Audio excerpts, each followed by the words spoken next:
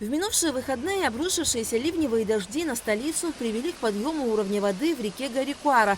В результате вода вышла из берегов и начала подтапливать первый этаж Государственного архива. К счастью, ценные документы не пострадали. За несколько дней до того, как это все произошло, здесь организации начали зачищать все это русло реки.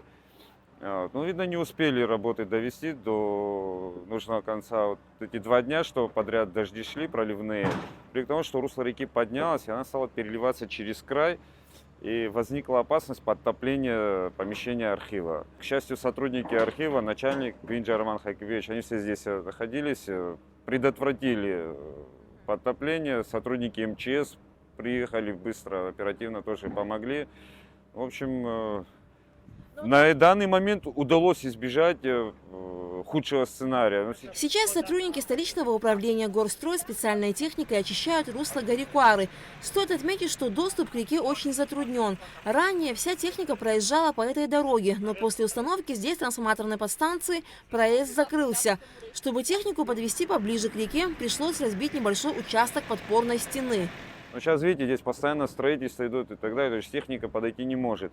И сейчас решили, что вот у нас здесь подпорная стена, часть ее уберут, и чтобы можно было техникой заезжать и периодически русло реки чистить. Договорились так, что если финансирование будет, делают технологический въезд, но стенку определенную подпорную обязательно сделать, чтобы исключить дальнейшее продвижение сюда воды.